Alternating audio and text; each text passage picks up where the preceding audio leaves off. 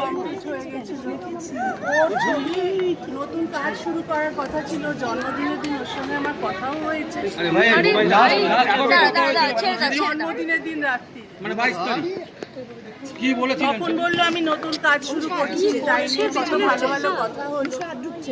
এইরকম যে কাণ্ড হয়ে যাবে তা তো বুঝতে পারিনি। মেনে নিতে হবে, কিছু তো করার নেই। এখন ওকে নিয়ে গেছে পোস্টমর্টমের জন্য। কোনোভাবে কি বুঝতে পেরেছিলেন যে এরকম হতে পারে? না ভাই, ও অনেক শক্ত মনের, নানা রকম সমস্যা সবার জীবনে থাকে, তাই জন্য এত বড় সিদ্ধান্ত নেবে বুঝতে পারি।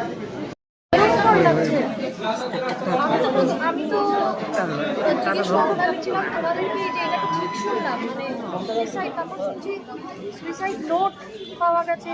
এটা সম্পর্কে তো আমি বুঝতে পারছি না এতটা, মানে এইরকম, মানে এটা যদি সত্যি হয়ে থাকে যে যেটা তাহলে এটা আমাদের গোটা ইন্ডাস্ট্রির লজ্জা।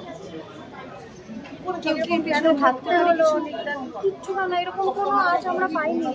আমাদের সাথে যাদের সাথে কথা হতো অনেকটা, কিছুদিন আগে হোয়াটসঅ্যাপে কথা হয়েছে অনেকটা। তখন কি নিয়ে আলোচনা? জেনারেল আলোচনা হয়েছে, মানে জেনারেল আলোচনা, মানে কি হচ্ছে চারপাশে, পলিটিক্যাল আলোচনা যেরকম হয় অনিতার সাথে কথা, সবকিছু নিয়েই আলোচনা, সবকিছু নিয়ে, সিনেমা নিয়ে কথা। কিন্তু এরকম অবস্থায় সেটা তো একটু টের পাইনি। অভিনেত্রী রূপসা গুহ তিনি বলেছেন যে অনিক দত্তের সঙ্গে কারোর একটু সম্পর্ক ছিল, তিনি তাকে হয়তো বলেছেন কিছু। এই ব্যাপারে আপনি জানেন? একদম জানি না এগুলো, একদম জানি। যে অভিনেত্রী বলেছেন তাকে দিয়ে একের পর এক এরকম ঘটনা এই টলিউডে, এটা সত্যি বিধ্বস্ত। আমরা পারছি না, আমরা বোধহয় দাবিনের ব্যাপারটা এখনো সামলে উঠতে পারিনি।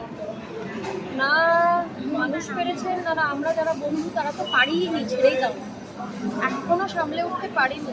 তার মধ্যে আবার এরকম একটা ঘটনা, মাঝখানে বিপ্লব তার ঘটনা, শিল্প খারাপ সময় যাচ্ছে আমাদের একটা, এইটুকু বলতে পারি। আমাদের উপর দিয়ে কি যাচ্ছে আমরা জানি। টলিউড ইন্ডাস্ট্রি বারবার কেন এভাবে আক্রান্ত হচ্ছে, এভাবে একের পর এক তারকারা কেন চলে যাচ্ছেন? জানি না, বুঝতে পারছি না কেন। বলতে পারবো না এখন কি বলি বলে। ডিপ্রেশন যে এতটা মানে প্রভাব বিস্তার করছে বুঝতে পেরেছিলেন? আরে এত মোবাইলটা সামনে কেন, পেছনে করো না। না আমি এটা সত্যি কথা মনে হয়নি। একটু শারীরিকভাবে সাফার করছিলেন, অসুস্থ ছিলেন, তো আগেও কয়েকবার তো খুবই অসুস্থ ছিলেন, হাসপাতালে ভর্তি হয়েছিলেন। কিন্তু যাই হোক, এগুলো কী হয়েছে কেন হয়েছে আমার জায়গা থেকে এখন কী বলবো, কিছু সত্যি বলার অবস্থায় নেই।